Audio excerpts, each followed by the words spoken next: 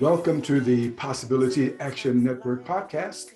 I'm your host, Stephen Middleton, aka Possibility Man. We're committed to bringing you guests who strive to better people's lives and serve as a force for good in the world. Our guest today is Karen Bush. She is a board certified integrative and functional medicine health coach. She empowers clients to optimize their health, gain energy and vitality, and the focus to produce measurable results in business and in life. Her brand promise is to support individuals in developing smart habits that lead to optimal health and well-being. Karen, welcome to the show today. Oh, thank you. I'm happy to be here. Thank you, Stephen. Well, look, I'm looking forward to our conversation, but first, this program note, I want to remind our listeners and our viewers to follow, like, and share this podcast wherever you find it. Also, below the description of this program, you'll find a note about our sponsor, Karen Bush, a functional integrative medicine health coach. Wow. Look here. I noted in your biography that you have a background in speech and hearing and also a graduate degree in speech pathology. Did you work in this field before doing what you're doing now? I did for about 27 years, which seems crazy. It doesn't seem like it's been that long, but I was a medical speech pathologist in hospitals, primarily with adults. For 27 years. And that's sort of the foundation of my healthcare experience. And, you know, it definitely shifted. So if you want to know that, I can let you know that too, how that. Yeah, you're in this career, you're obviously doing it for more than 2 decades, and then you seem to pivot. So I am interested in why you pivoted. And I want to follow up with this. Let me tell you now, because not only did you pivot, you took a deep dive into what you're doing now. So can you walk us through the pivot for me? Sure. Well, you know, for many years, I absolutely loved what I did as a speech pathologist. I worked with people primarily who had swallowing disorders and cognitive disorders, from head injury, brain tumor, stroke, Alzheimer's, any kind of neurological deficit. And I loved it, and I learned so much on the job, right? Back when I was in graduate school, we didn't really have courses on swallowing. That seems ancient news now, right? There's just, no end to all the courses in swallowing, but I had to learn it on the job, and I loved it. But there became a point where I felt like it was out of alignment with my own beliefs around health and wellness, and I felt like there was more that I could offer people. I certainly felt like I did good work as a therapist, and I connected with people, but I lived in my own sort of world of health and wellness that was different from what the hospital was doing. And so traditional healthcare sort of seemed not like the place I wanted to be anymore. And it was really a struggle. I spent a few years trying to figure out where I wanted to go. And then, and I'd always focused on health for myself, right? Mm-hmm. My father had his first heart attack at 36. And so ever since I worked in the hospital systems, it was right in front of me, lifestyle choices that that can precipitate chronic illness. Mm-hmm. So I always took my own health very seriously around nutrition and exercise. And those two things most people pay attention to. And so I did, right? And then I started to feel like I'm feeding people food in hospitals, checking their swallowing. And this is not food that I would probably say is the healthiest thing to give them. So it started to just feel out of alignment. And what ended up happening was a friend of mine posted something about going to Duke University for an integrative medicine health coach training program. And I looked at that and I thought, that's perfect. How did I not think about this before? So I ended up doing my first coach training at Duke University. And when I did that, I thought, I've had a good run in speech pathology. I've learned so much. I felt, for the most part, really, really good about what I did. But towards the end, I thought, I'm going to leave my speech therapy career in the past, right? I'm moving into a new direction. And this was the stuff that I spent my time outside of work paying attention to and focusing on. Healthy behaviors, nutrition, healthy eating, exercise, all of those things. So I spent all my extra time figuring those things out for myself. And so it just seemed perfect to do it as a coach. So I did the Duke training. Okay, that's great. And today the terms integrative medicine, functional medicine are used a lot. But could you share with us, what do these things mean? What is integrative medicine? What is functional medicine? And then what does a functional integrative medicine coach do in the world? Okay, that's a good question. So there is, I think, a little, some people would be challenged by understanding the definition between integrative and functional. I use the term integrative because my Duke program was integrative medicine, and I did another coach training program in functional medicine.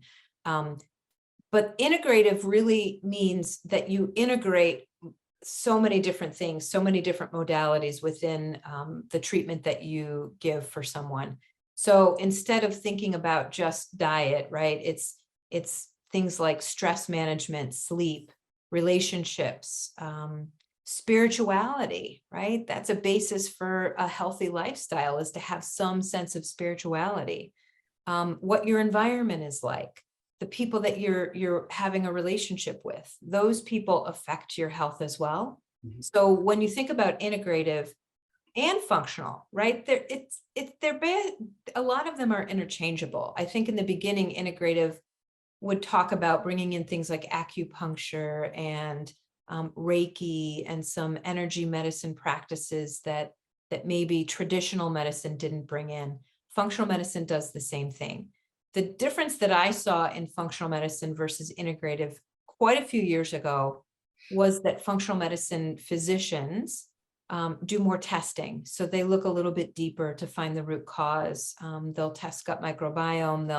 They'll do testing for stress. They'll do testing for hormones, genetics, how your body actually absorbs the nutrients that you're eating, whether or not your body is deficient in certain things. So I think that they're very complementary, but I think the term integrative medicine was used well before functional medicine was used. So there's really, they're very compatible. I see. Well, when you look at society today, and we're both in the United States, how are we doing as a culture in respect to healthy living? How would you grade us? Oh my goodness. I think that I think because our country has so much, we spend so much on healthcare, but we have the poorest outcomes. The US is probably number one in what we spend in healthcare, yet we are one of the sickest nations, right? We've got lots of heart disease, cancer, all kinds of chronic illness that doesn't seem to be helped, frankly, that much by what we're doing. So we still have, my grade would not be good. Yeah. But I think that it's coming together, right? Conventional medicine sometimes integrates now with integrative and functional medicine. And I think what I'm excited about is that there are more physicians looking to things like integrative and functional medicine to bring into their practice. Or they're saying, there's more physicians using health coaches that can help people understand, how do I actually change what I'm doing on a daily basis? A physician can give somebody recommendations to change your diet, right? If maybe you have a diagnosis of diabetes or pre-diabetes, you should eat healthier. But what does that really mean, right? And so I think the world of health coaching has exploded over the last probably since I did my training. There are so many more trainings available for health coaches because they realize that this is the way to actually help their patients implement the things that they're suggesting. It's not easy to just see a doctor for 10 minutes and they give you a list of things to do, and then you go home and go, okay, I'm not quite sure how to do this, or it just seems overwhelming and people don't do it. So I think that the grade, going back to your question originally, our grade is not so great right now. I think if we looked at the research, it's just really not It's not top notch. Yeah. Is it fair to say that allopathic medicine or traditional medicine is really set up to manage diseases as opposed to cure diseases? Or, well, how would you respond to that? Is that a fair question? Yeah, I think that's a fair question. I think that we are more around waiting until something happens, as you would say, which is then you've got a diagnosis and then you try to manage it. And a lot of that management is not necessarily around lifestyle choices. It's around medications or, what's the newest drug for this? And I think that we aren't proactive. Mhm. Let's put it that way. We're not proactive about what we do as a society. There are lots of things that people could do on a daily basis to help themselves live a healthier life and look for a good health span, not just a lifespan, right? We don't want to just live longer. We want to live longer, healthier. And I don't think that we do a great job of that, but I think that the word is out there and we're trying to open this message up, right? And share it Right. with people, which is why I'm excited to be here to talk about it, because Right. it's not rocket science. And I think that there's more that we can do. So being more proactive rather than reactive. Right. And, when you look at society again today, in fact, I frequently go to the Center for Disease Control's website, CDC, Mhm. and I look up chronic conditions, and they tell you about them. And what are these? So let me ask you, what are some of the chronic conditions that are running? I'm going to use the term running rampant, in our country and perhaps the world. Yeah. And then if you walk us through what you think people can actually do themselves to try to ameliorate or even reverse some of them. Yeah. Yeah.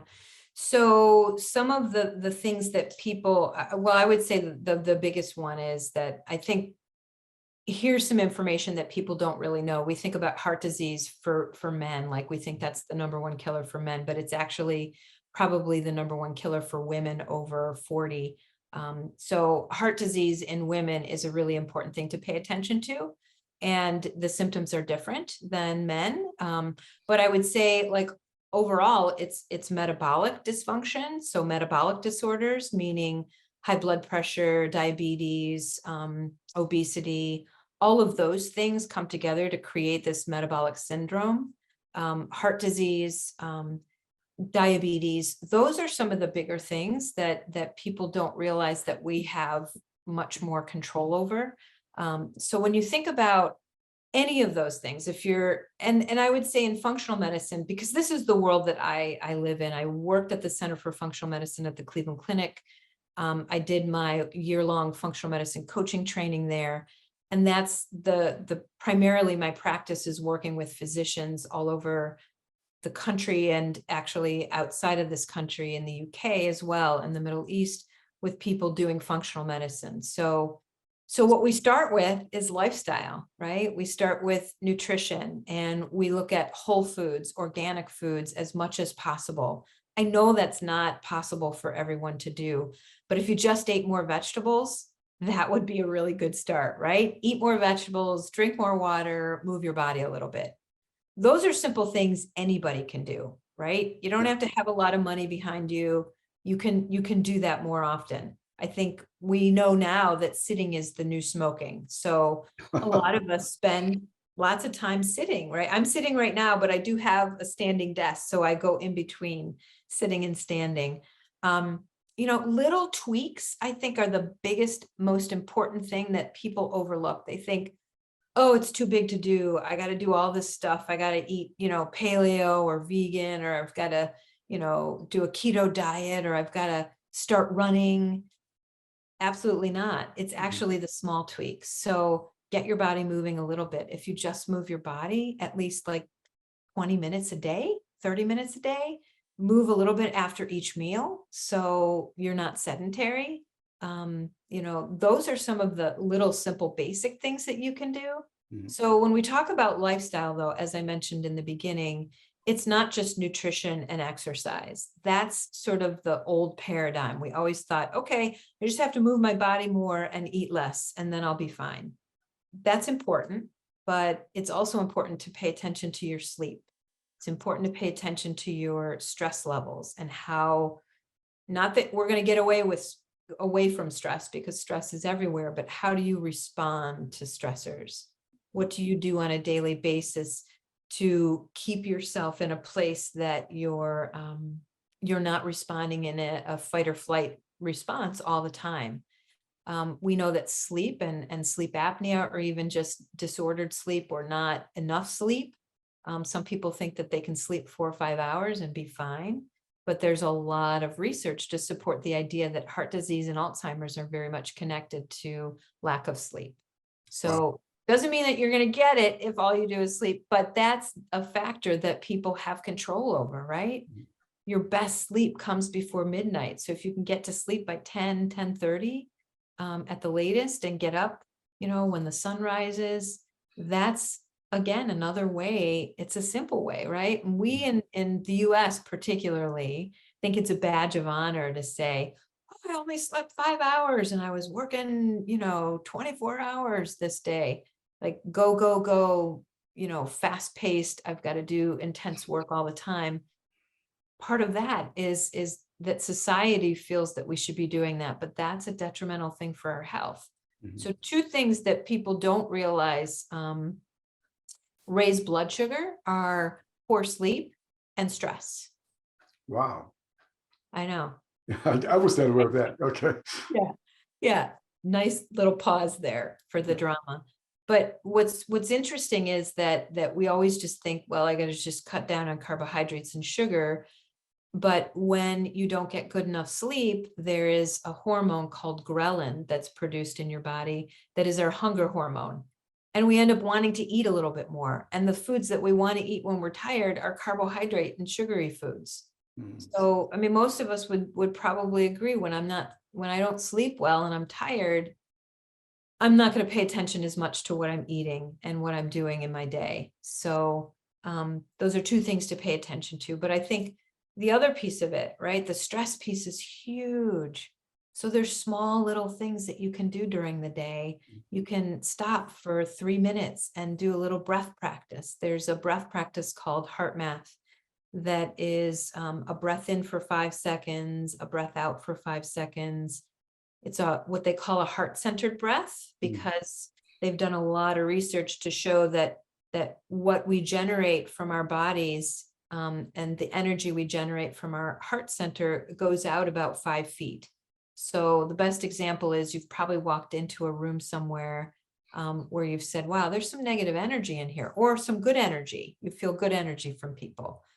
You actually do feel that. So the breath practice, in for 5, out for 5, heart-centered breath, and then you bring in gratitude and appreciation. We know that actually connects to your parasympathetic nervous system, which is the rest and digest.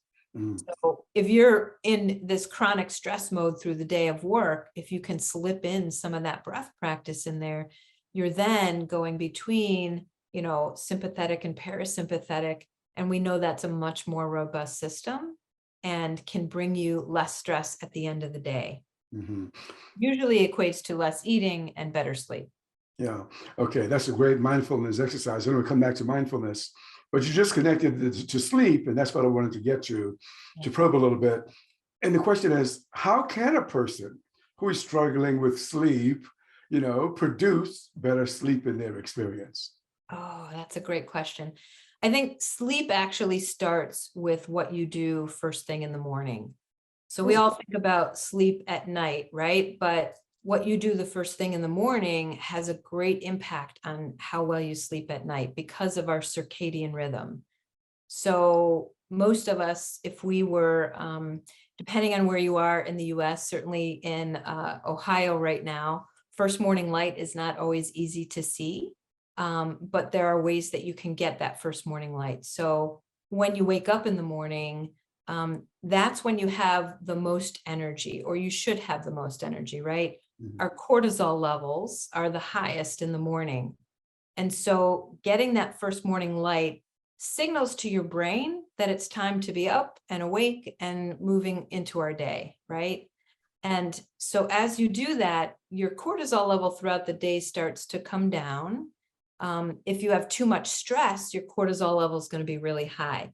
There's an inverse relationship between cortisol and melatonin, which you're probably familiar with. Melatonin is something that we produce in our bodies and helps us get to that point where we want to fall asleep.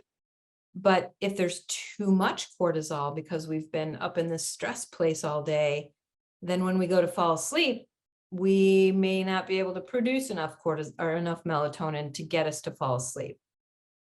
The lights in our houses, the smart TVs, our phones, our computers, all of that signals to our brain, we're still awake. It's not dark. It's time to be awake and stay awake. So what you can do to get better sleep as that cortisol level hopefully is falling through the day, manage your stress, turn down the lights, a couple of hours before you go to bed. Maybe you have 1 or 2 lights on that have a blue light blocking bulb, but you can keep away from your phone as much as possible.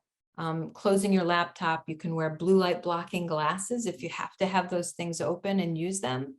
That actually blocks that light signal that tells your brain keep producing cortisol. And then if you don't have that blue light stimulation, your brain starts to produce melatonin and you start to actually feel like you want to fall asleep.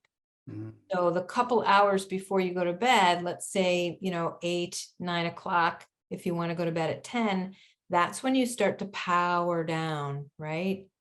If you are still busy and doing lots of things, the lights are on, you're starting to ramp up. Have you ever gotten that second wind? Mm-hmm. Or around 9 o'clock, you go, oh, I got all this energy. I think it's, and then you can't sleep because you've actually gone away from that circadian rhythm and you've produced more cortisol than melatonin. Yeah. Well, in this case, technology would be working against us in terms of sleep. My telephone, for example, is on my nightstand, which is probably not a good place for it. I may get a text at 10 o'clock, so. Yeah. I usually tell people put it on nighttime mode, but also if you can put it at least 5 feet away from you, you can still use it as an alarm, but it's not going to wake you up. My family, it's funny. My niece said to me one day, she goes, well, I know you don't answer your phone after 8 o'clock or 8:30 or something like that. And I'd never told anybody that, but when you put it on iPhones, you can put it on sleep mode and you can choose the time that it powers down.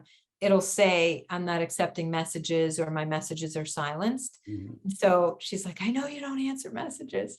And I try to keep to that because and I know not everybody can do that because if you've got a family member that you have to pay attention to or children or something like that, you need to have the phone accessible. If somebody's going to call, you can get it. But if you have it at least, at a table that's a little further away from your bed space, then it's a little bit better. You're not being exposed to that and you're not answering a text at 10 o'clock at night. Right. You mentioned managing stress a moment ago, and I want to return to that because I've also heard you say that all stress is not bad. So I want to back up. My question really is stress something that we get to live with? That is, you manage it, but there's some stress that's good, as I've heard you say elsewhere. Can you talk with us about that? Yeah, absolutely. That's one of my favorite topics, by the way. It's just one of the things that I really love to talk about. I'm actually creating a course that's going to launch in January around stress and understanding it because our bodies are meant to have this dynamic system. Our autonomic nervous system is supposed to respond to stress, right? When we're in that fight or flight place, that has to happen sometimes, right? Evolutionary wise, when we were cavemen, we had to survey the land and make sure there was no tiger that was going to eat us. And so that ramped up when that happened so that you could get away from it. Now we live in a society where everything seems like a stress problem, right? That everything is a tiger chasing us. It's not the case, but that's kind of how our bodies have learned to respond. The system is robust, right? You should be able to get up to that fight or flight when you need to, but bring it down into that rest and digest when you need it as well. If you're in that place a little bit too much, that's chronic stress. Yeah. That doesn't have to be, right? It's the way we respond to things. Yeah. But there's also this idea of thinking that stress is an enhancing thing because You're not stressed about your kids' grades because you just want to be stressed. You're stressed because you care about that person. Mm. You value that person. So in that way, it's a good thing, but we have to really learn to moderate that and figure out, okay, how do I put these practices in place so that, it's not that stress is going to be gone forever from our lives. That's certainly never going to be the case, right? But it's the way that we interpret that stressor. Mm. So certainly things are not like, if somebody passes away in your life, which I had recently, my sister passed away this I'm past month. sorry. Mm. Really tough situation, right? That stress is not something you're going to go, well, that's a positive thing, right? No, that's not what I'm doing, right? So what you have to do, I think, and the research bears this out from Stanford University. Dr. Ali Crum is a researcher in stress there, and she's done some really great work in that. But what you do is you say, what is this an opportunity for me to learn? Mhm. Where can I practice some patience? Where can I be in this? And it's still sad, but you can say to yourself, okay, what did I get to do in this moment because this happened that I may not have had otherwise, right? Mhm. It's sort of reframing it, refocusing. And that, I think, is one of the things that helps us to create more health in our life, Mhm. because stress is always going to be there. Yeah. There are things that you can say, I'm going to step back from this. Energy, people who are energy vampires, a job that might be stressful that you get no purpose from, those sorts of things. Mhm. I see. It's not the thing, but our response is, and you're right, we can't eliminate everything from the environment. No, So we can no. manage our responses, though. Yeah, absolutely. I want to apply your word manage. You mentioned manage our stress. I want to apply it to optimal health and wellness, because I know your thing is optimal health, helping people achieve optimal health and wellness. Is that something that we can actually achieve and hold on to, or is it something that needs to be managed like we manage stress? Yeah, that's a good question. I think it's a lifestyle. Mhm. So when you think about it, you don't just achieve it and then bam, you're there, and then you don't have to do anything else. Mhm. It's a daily lifestyle thing, right? So in every moment, we have a choice to make that moves us towards our health or away from our health, right? So the holidays are coming. That's a perfect example. So I like to think about the 80-20 rule. 80% of the time, maybe even 90% of the time, you're making the choices that you know are the best choice for your body. But 20% of that time, you're at a wedding, you're going to celebrate for somebody, right? Maybe you'll have a little piece of that cake. You're having, Thanksgiving dinner with your family, right? As long as you know that it's not an allergy of the food, or it's something that might really cause you some problems, you might indulge in a few things, right? But the majority of the time, you're going to make choices that move you towards that healthier state of life. And so maybe when you're on vacation, you may do something a little bit different. There's times where your life is stressful and you can't always exercise to the same potential or meditate in the morning the way that you want to. But if you can cut it down to a smaller amount on those days where you feel like I don't have a minute to do anything, but you probably could create 10 or 15 minutes to do some sort of exercise or movement, or some sort of breath practice for stress or meditation, certainly that's what you're going to do. So it ebbs and flows, but it's really a lifestyle. It's a Yeah. choice. Yeah, I guess if you live life as if you're in a straight jacket, you may not stick with it.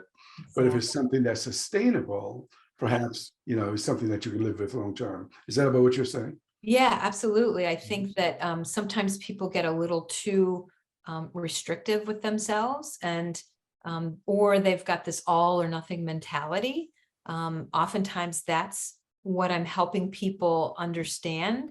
A lot of my coaching is very slow. It's about small tweaks. It's not about going full force into something. January, right? New Year's Day is one of those times when people set all these super goals and they want to like achieve all of them. And I think that when you set the goal a little too high, then you're setting yourself up for failure. Mhm. So looking for smaller goals that get you where you want to go is really the best way to do it. Mhm. Would you describe yourself, Karen, as a plant-based advocate, or are you more flexible than that? Well, I've gotten more flexible in the years that I've been in functional medicine, just based on my own testing. For many, many, many years, I was very plant-based, and that was, and I am for the most part. I mean, I've added salmon into my diet. It makes it a little bit easier, sometimes going out to dinner, but there's so many other options now that are very plant-based. So I'm probably 90% plant-based. I don't do any dairy. I don't do any meats. I don't do red meat. I don't do chicken. I don't do eggs. So I'm very much plant-based. I feel like for me, that makes me feel really good, right? It's the other day I was talking to someone who, there's a test that you can do. It's part of a cardiovascular workup if you want to really be preventative. And it's a coronary artery CT scan that you can do to see if there's any blockage in your arteries, right? You can do this as a preventative measure. We can see what's going on. And I was talking to someone the other day, they asked me what my score was, because I did that about 5 years ago, I think, and it was a 0. And I was nervous about it because I thought, I've got a history of heart disease in my family, and I don't know what this is going to say. I've worked really hard at this, but I have no idea. And a 0 is pretty much the best score you can get. Now, I don't know if it's still like that, but what I'm saying is that I think that, this person said to me, wow, that's amazing. Not many people get a 0. Mhm. And I said, I don't know that that's true, that not many people get a 0, but I also think, and it's not the only test to look at, right? There's a couple other tests. It's not, there's some false positives or false negatives. But I think that the reason that I did that and went plant-based was because of my father's heart attack at 36. Yeah. I thought, I did not win the genetic lottery here. I got to make sure that that I do something about this. But I also realized from my functional medicine training that stress was probably a very, very big factor in that. Historical stress, trauma as a child, all of those things can affect your health as well. And so I think we can't just be isolated in thinking it's just food and movement. Yeah. And I guess what you mentioned your testing a moment ago. One of the good things about medicine is that you can get all kinds of tests done, to figure Yeah. out, cholesterol, all of that stuff can be scanned. And Right. then maybe can we use food then like medicine? That is, we deploy food. So if you go in, you know that you're overweight, you want to lose, well, plant-based might be one way to achieve it. What do you think?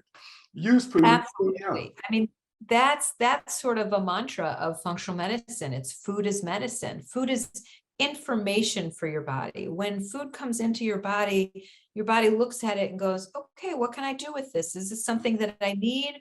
And it uses it as information. And so definitely a plant-based diet you have to do it the right way, though. I remember when I first started working at the Center for Functional Medicine, and the docs found out that I was plant-based vegan. That was really, I wasn't even eating salmon at that point. They were like, most of the people we see doing plant-based or vegan are not super healthy. You have to be very, very careful about doing a plant-based diet. You have to make sure that you get enough protein, that you eat a very balanced diet, because you can eat a junk food, plant-based diet, or vegan diet as well. That's right. Everything has a label on it now that says plant-based, right? Or gluten-free.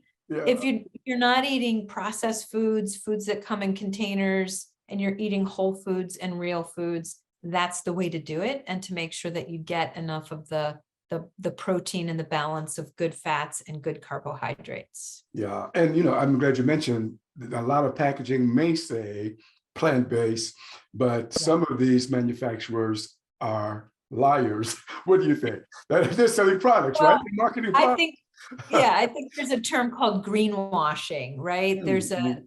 So you can put anything on the front of a package and you can say it's plant-based if it has maybe one plant in it. And frankly, our FDA doesn't really follow through with anything on that. You know, we have to fight really hard to make sure that the ingredients are understandable. So all you have to do is turn it over and look at the ingredients. Don't look at what the advertisement is, look at the ingredients. And if there are things you don't recognize, if there are gums, if something like carrageenan, then you probably don't want to do that. And the first ingredients that are listed are the ones that are the most plentiful in that product. So if it's the first couple of ingredients listed, that's really what's in the product. So there's ways that we can arm ourselves. We can figure those things out, but sometimes it's hard. And that's what I help people navigate through. All the complexity and the things that are difficult to understand. Everybody's got a different diet. I think it's very personalized. Yeah. So I would never say that everybody should be plant-based or everybody should be vegan or everybody should be paleo or keto. I think it's very personalized. And in functional medicine, a lot of dietitians and physicians will help people figure out what is the best diet for me. And everybody wants to, you know, food is definitely the low-hanging fruit. You can certainly start with that. But as I said, there's a plethora of other things that influence that. Right. I think you're right. You know, it's important because, and when I wanted to improve my health, I wanted to change my diet, Karen, but I didn't know really what to do. And this is what you're saying is that we have to work with someone to learn what to do, at least initially. Yeah. So that I think that in my experience, the triad of a functional medicine practitioner, a health coach, and a dietitian is like a really great group to work with, right? Because I'm not a dietitian, although most people want to talk to me about food all the time. I'm not going to make a meal plan for you. I'm not going to do, you know, calorie counting or tell you what your macros should be. I will say, hey, here's some, you know, the basic information is like eat real food, eat whole foods, eat a good balance of things, make sure you have protein, fats, and carbohydrates in each meal. But I leave all the other stuff up to a dietitian because they are incredibly trained to really give you the best information. But also in functional medicine, we do testing to know what is it that really works for you. You can see, does my body really process fats as well as I think they do? If they don't, or does my body process carbohydrates as well as I think? Carbohydrates are not bad, right? Everybody wants to say, but when you think about carbohydrates, things like sweet potatoes and beets and cauliflower, those are all carbohydrates. So there's a lot to be gained from eating a plant forward kind of a diet, but paying attention to what's personal to you. Yeah. And in this country, I mean, you know, at least from my experience, sometimes it's like bigger, the better. You know, you get a burger. We started with a single patty, then you get a triple decker. My goodness.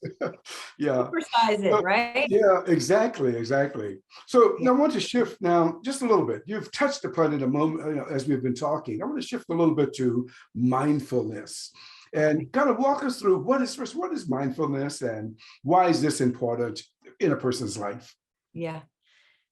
Mindfulness, I think from John Kabat-Zinn, who is the person that started the mindfulness-based stress reduction way back in the 70s at, you know, in a hospital system in Massachusetts. He started that practice with patients who had chronic pain.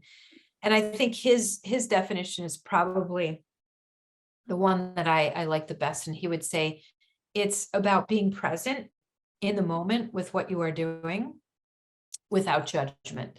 So the evidence for mindfulness in our lives in terms of helping us to be our healthiest, most present selves is enormous now, right? There's so much research around mindfulness meditation. They've even put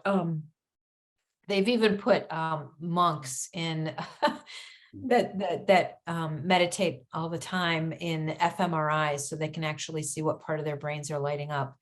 When you think about mindfulness in every day, excuse me, it's about you can embed that into anything, which is why I think it's a tool that I like to use with my busiest, most, go kind of people, particularly healthcare workers. And an example of mindfulness is every time you wash your hands, right? You're present with feeling the water and the soap on your hands. You're looking at how your hands are getting clean. You're smelling the scent of maybe that soap. You're present in knowing that I'm wiping off, what I've just done, and I'm moving towards something else. It's being present with all the senses, but also not judging yourself if your mind wanders away from that in the moment, right? You just go, oh, okay, my mind wandered. I'm going to bring it right back and stay present in the moment. Yeah. There's also another woman named Ellen Langer, who I absolutely love. She's great to look up her. She's a social psychologist out of Harvard. Mm-hmm. And if you look up one of her YouTube videos, she talks about mindfulness, and she talks about it in everyday things. She said, you don't have to meditate to get mindful. You can just gaze at your partner, right? Whether that's your husband, your wife, your partner, whoever that might be, or your child. Look at them with new eyes, with fresh eyes, as if you've never seen them before. Look at their eyes, notice something different, be present, listen to what they're doing, listen to what they're talking about, rather than ticking off that list in your mind of things that you need to do. I'll often ask people will say to me, maybe they're a runner, and when they run, that's their mindfulness moment. And I say, well, tell me where your mind is when you're running. And they'll be saying, well, I'm solving problems. I'm thinking about work. I'm going through my list of things I need to do. I'm organizing myself, which isn't really mindfulness in the running action, right? So mindfulness in running would be, I'm paying attention to the wind on my face. I'm listening to the birds. I'm noticing what scents are around. I'm paying attention to the sound of my feet hitting the pavement as I take each step.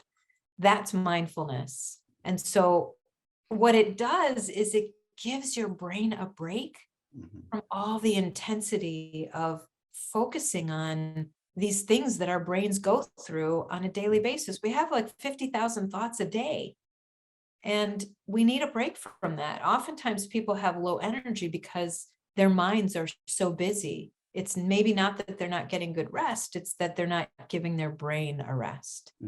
So mindfulness can be embedded in anything that you do. Yeah. As you were talking about that, I just felt, slow down, Yeah. just because sometimes I can drink a glass of water. Sometimes just slow down. That could be a mindfulness practice. Yeah. You also use the word, though, without judgment. And I'm wondering, in a culture where religion is so important and where the judgment is a part of that, it seems a little difficult here. Work with me, help me out. How you hear what I'm saying? How do you? Yeah. So, well, you help me understand what you're meaning about like the judgment and religion. Help me understand. The judgment of God, you're going to go to hell, that kind of thing. Is that we live in a culture whereby religion can also induce guilt and anxiety, as opposed to the other word, because you also talk about spirituality, but I want to separate that for a moment, but I want you to address this first, please. Yeah, absolutely. I understand that because I grew up in the Catholic religion, and that's full of lots of guilt. That, my mother grew up going to, she just was in Catholic school from kindergarten to high school. And she thought that if she just had a thought, that it was the same as committing the whatever it was. And she thought, well, how do I do that? Like, I have these thoughts and I'm not like in control of it. But I think, you're right. There can be judgment certainly comes from many different places, and we judge ourselves all the time. And I think that if that's been embedded with certain religions that maybe you grew up with, it's definitely very difficult to let it go. But that's why mindfulness and meditation are called a practice. It's a practice. Like, nobody gets perfect at it in the beginning. And I think when people sit down to do a mindfulness meditation or a practice like that, just the act of sitting down, you've already achieved it, right? So if your mind wanders 50 times, that's an opportunity to practice coming back to that breath, or coming back to what you're thinking. So you think of it as an opportunity to practice rather than judging yourself and beating yourself up for not doing it. Yeah. And I think they're, inherent in a lot of what we do in functional medicine, can almost seem like that person feels guilty about, oh, I didn't eat the right way when I was growing up. I didn't do this. I didn't do that. It's not about that. It's just, here's some awareness on what we can do now. Like, let's let go of what was back there in the past. But let's not judge what we're doing right now. So I think that's part of the way does that help you understand it a little That bit? helps. Yeah, I hear a lot of mindfulness in that, because I guess a person can make almost anything toxic. I mean, you can make plant-based toxic. You're eating plant-based, and suddenly you got a piece of shrimp, and you're beating yourself up because you got one shrimp. That's not mindfulness. Yeah, exactly. Yeah. No, spirituality though shows up in your work. What does that mean to you, and how does this figure into mindfulness as you see it? Yeah. So usually when I'm working with people, I ask about spirituality in their lives, and I'll explain it. I'll start from saying, now that can mean anything from being out in the woods and feeling like you get a sense that there's something greater than what's right in front of you, or all the way to organized religion. So whatever that person feels is in their life, then I think that is where we start from, right? I'm certainly not going to tell someone they have to join a church. But I think, to me, a sense of spirituality means that you're not alone, right? And we're all kind of one. And nature can be a very, very strong piece of spirituality. Like, I feel like I get a sense of spirituality, and that there's a greater good, and there's something beyond a higher vibration, and something beyond my knowing out in nature. And that's where I feel like I get it. But there's a grounding, there's an energy. And so spirituality can be different for every person, but I think that it's important to have that sense of something else, right? Something bigger. Right. In your work, you've also served, or you also serve as a health and wellness writer. What do you do in your writings? What are some of your goals when you write a piece about health and wellness? Yeah. Really, it's about empowerment. I feel like most people don't realize that they have more power around their own health. They feel like they need to go to someone, to a doctor, to figure out what's going wrong, right or wrong, and that the doctor has the answer or somebody else has the answer. I think that when you stop and slow down and listen to your body and start to pay attention to what your body's telling you, then you actually have more information than most people think. So I think when I write, so there's blogs, or even with my podcast, just writing some of the descriptions and some of the things that we talk about there, it's about empowerment. I just want people to know that there are so many things that you can do to take control of your own health and wellness. And I ultimately think that, and this may sound way out there to you, but I feel like a little bit of what I do, when people feel better, they're happier. Yeah. They're more engaged. They're willing to be around more people. They're more open to things. And so I feel like that's sort of bringing peace to the world by helping people feel better. When you don't feel good, you're crabby. Yeah. You may not want to interact with people. You're feeling your best. And there's a lot of mental health wellness Yeah. that can come with a lot of what we work on.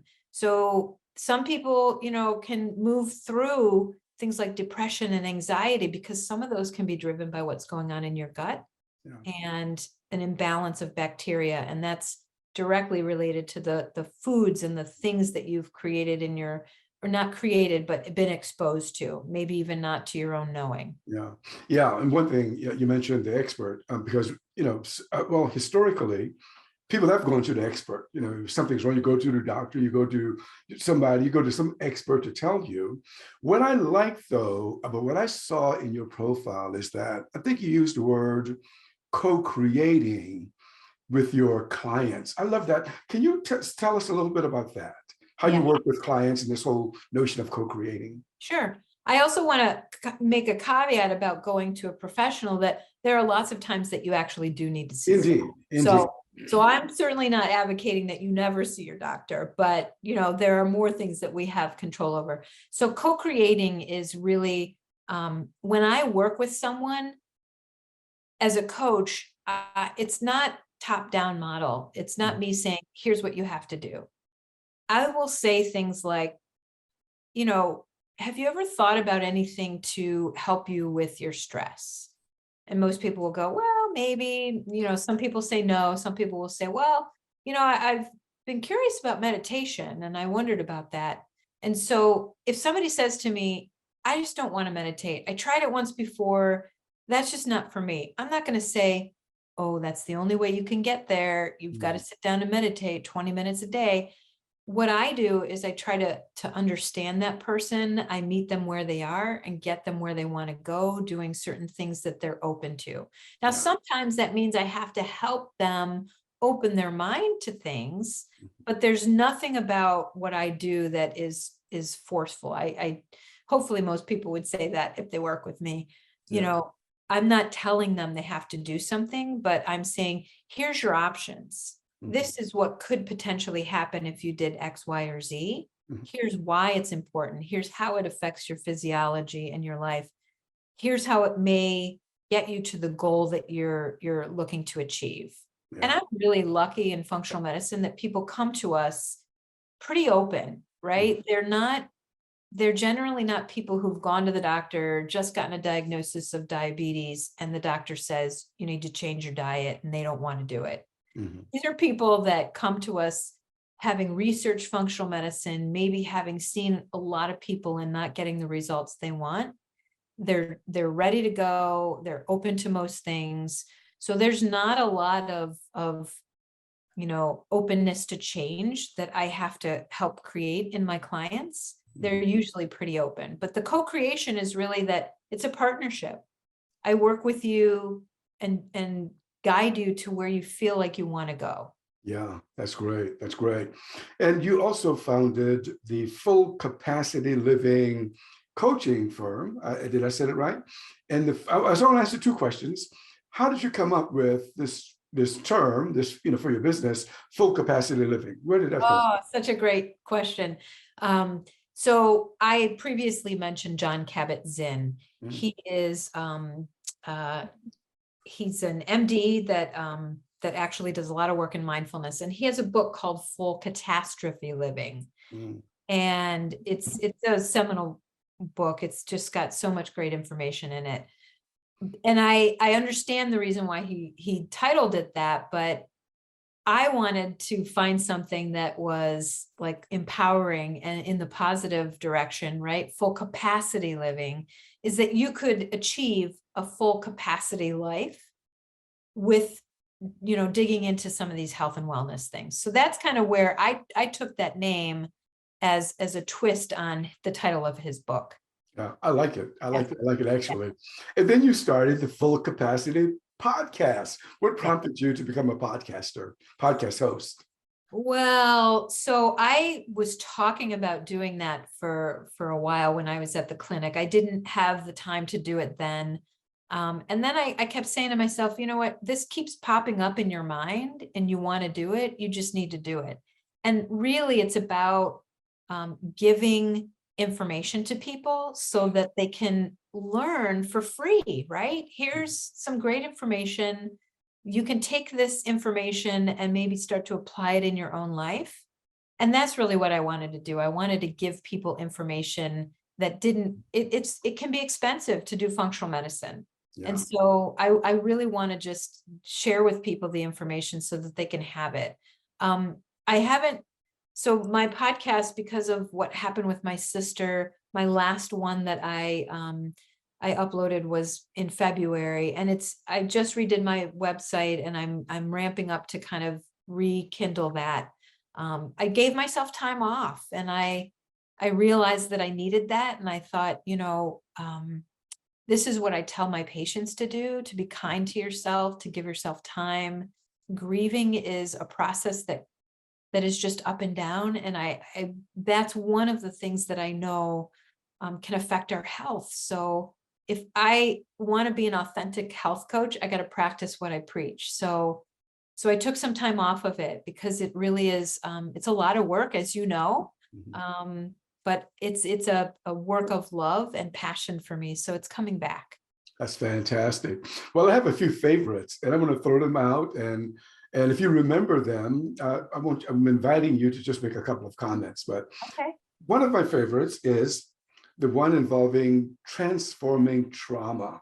Oh, I yeah. thought, oh boy, that's one that the world needs to hear about. So Yeah. do you Yeah. recall that one? And can you give us just a nugget or two? Yeah, Dr. James Gordon, he is part of the Mind Body Institute. Well, he created the Mind Body Institute.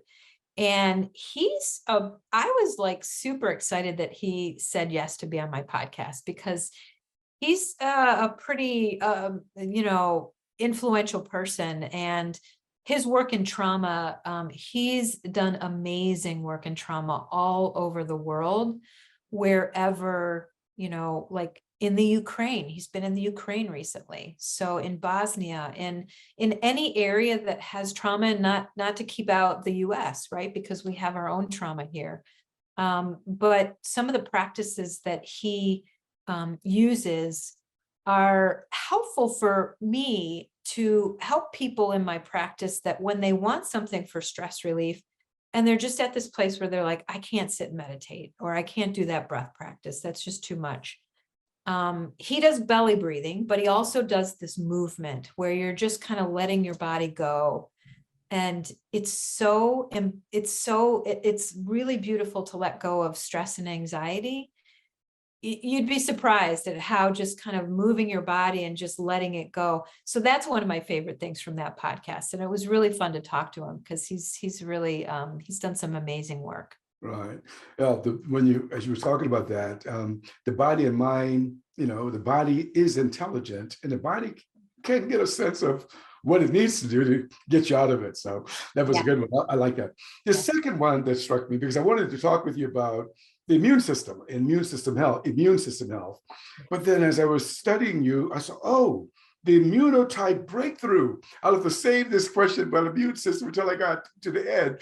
Do you recall that one? The immunotype breakthrough, this book. Yeah. Yeah. So Dr. Heather Moday, she's actually one of the docs that I do some work with. She's an immunologist, so an MD immunologist by trade. She's also integrative and functional medicine trained. So her book is really interesting, because it sort of takes you through, in functional medicine, we create a timeline with people. And so we look back to even preconception, what was going on with your mom at that point, what happened when you were born, were you breastfed, were you, cesarean section, vaginal, and all through your life. So what this does is it actually looks at a couple different types, like I think it's 4 or 5. I have it right here. 4 or 5 different immunotypes based on symptoms that you've had, experiences that you've had, and they go from kind of mild to a little bit more severe. So you can kind of plug yourself in there, and she gives you some great suggestions around how to deal with that and what to do with it. There are some people we see, their immune system is just on fire, right? They've got symptoms and sensitivities to everything you could possibly imagine. And then there's some people who have just a couple of symptoms and a couple of things not going right. So it really, it's the level of what your immune system is doing. And I think it's a brilliant book. I love that podcast. She started my podcast the year I started it, and she was the last podcast in that first year. So wow. She was bookended in my podcast. She's really great. Right. Well, she came up with a nice title for the book. Yeah. The last one I'll throw out, and I just thought that this title was intriguing. I just couldn't pass it up. Energy medicine. I thought, what is that? Yeah. Do you recall? Yeah. Allison So that was a woman out of the Bay Area. And actually, I just reached out to her the other day. She's moved to Florida since. But the energy medicine is around, the stress and the trauma are connections there, right? When something happens to us, it can get stuck in our bodies. And we need to kind of work through that. So energy medicine includes sort of somatic therapies in a way, like paying attention to what your body is telling you, where are you feeling tension, and kind of working through that. But some of the other energy practices that we use are things like Reiki or acupuncture, just those healing modalities to move energy through your body so it's not stuck. So stuck energy sometimes can create symptoms. And that's why I mentioned that I took the time that I did away from my podcast and did some healing around the grief that I have around my sister, because that's an energy that can get stuck in our bodies. I'm not saying it's all gone. Right, I'm not saying I'm perfect at it, but I really think that we don't connect those things to our health. You often hear, oh, so and so fell and broke their hip, and all of a sudden all these things started happening. Well, those things were probably brewing in their body even prior to this, right? Stress, then all of a sudden you get an infection, then you take antibiotics, then you see this cascade of things happening. That's one of the reasons why we do a timeline in functional medicine, and why it's really important to let go of some of that. And it can be trauma, it can be things from childhood that you can release through that energy medicine. Got it. Fantastic. Well, Karen, I really enjoyed our conversation today. Thank you. Yeah, Thank you so much. It was really fun to talk to you. This is, if you can't tell, it's a passion of mine to talk about all this. So I'm I really can tell for sure. I can tell. Okay. Well, thank you once again. And when you write, have you written your book, or is this something in the works?